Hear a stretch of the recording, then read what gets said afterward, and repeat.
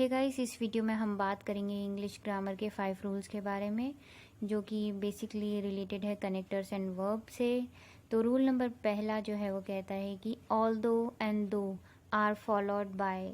जी बिल्कुल, ऑल दो एंड दो के बाद आप क्या लगाते हैं, यट लगाते हैं। ठीक है। Although he was bad with calligraphy yet he tried his best to write a letter to her on her birthday. उसकी कैलीग्राफी बहुत ही बुरी है, लेकिन फिर भी उसने ट्राई किया है उसके बर्थडे के ऊपर कैलीग्राफी में लेटर लिखने का। ठीक है। तो ऑल्दो के साथ आप देखें यट आया है।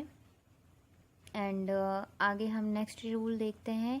रूल नंबर 2 देखते हैं कि जो स्कार्सली एंड हार्डली होता है, जिनका मतलब होता है ऑलमोस्ट नॉट के बराबर। तो स्कार्सली और हार्डली के बाद हम व्हेन लगाते हैं और सब्जेक्ट वर्ब कॉम्बिनेशन उल्टा हो जाता है। वर्ब पहले आती है, सब्जेक्ट बाद में आता है। अगर हम इसका एग्जाम्पल देखें तो इसके एग्जाम्पल में आप देखिए, hardly had the train arrived when the passengers began to rush toward it. देखें आप, हैड पहले आया है जो कि वर्ब है, द ट्रेन जो कि सब्जेक्ट है वो बाद में आया है, और हार्डली के साथ व्हेन आया है। Hardly had the train arrived मतलब नहीं के बराबर, ट्रेन आई भी नहीं थी और पैसेंजर्स ने उसकी तरफ दौड़ना चालू कर दिया। तो हार्डली के साथ हम व्हेन यूज़ करते हैं। Hardly had I stepped out of my house when the rain started. ठीक है, मतलब मैं घर से निकला भी नहीं था और रेन ने आना चालू कर दिया। ठीक है, बारिश आनी चालू हो गई। Hardly when. रूल नंबर 3 जो है वो कहता है कि नो सूनर के बाद no sooner is followed by then. ठीक है, नो सूनर मतलब एक घटना घटी थी, उसके बाद दूसरी सडनली फटाफट से घटना हो गई, और इसके साथ जो है सब्जेक्ट वर्ब कॉम्बिनेशन उल्टा हो जाता है। पहले वर्ब आती है, बाद में सब्जेक्ट आता है।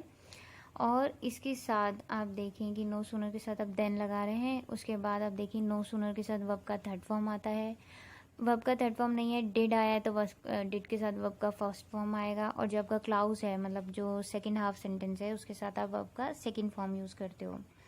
तो अगर आप इसके सेंटेंसेस देखें, no sooner had the principal enter the class then all the student stood up. जैसे ही प्रिंसिपल कमरे में आए तो सारे स्टूडेंट खड़े हो गए। हैड पहले आया, द प्रिंसिपल बाद में आया है। ठीक है, और देन आया है, और स्टूड सेकंड फॉर्म आई है सेकंड लास्ट सेंटेंस में, सेकंड सेंटेंस में।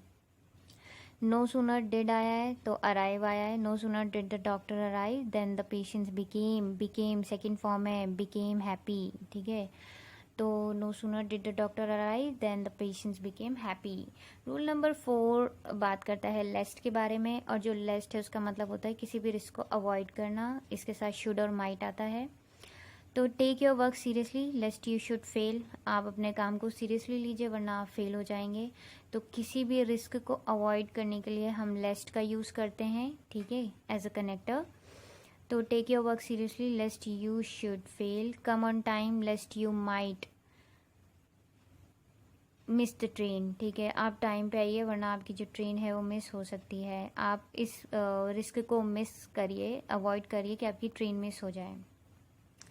रूल नंबर 5 कहता है कि सच इज़ फॉलोड बाय। जी बिल्कुल, सच जो है उसके बाद हमेशा हम एज लगाते हैं। The Taj Mahal is such a building as every tourist appreciates it. Taj Mahal एक इतनी खूबसूरत बिल्डिंग है कि हर एक टूरिस्ट उसको अप्रिशिएट करता है। राइट, तो सच के साथ हम एज लगाते हैं as a connector. Gandhi was such an ideal leader as every leader of the world respected him. Gandhi एक ऐसे आइडियल लीडर थे कि बाकी वर्ल्ड के जो जितने भी लीडर्स थे सब उनको रिस्पेक्ट करते थे। अगेन आप देखें सच के साथ एज आया है। ये एक छोटी सी समरी है कि ऑल दो और दो के साथ हम यट लगाते हैं। स्कैर्सली एंड हार्डली जिसका मतलब होता है ऑलमोस्ट नॉट, उसके साथ हम व्हेन लगाते हैं।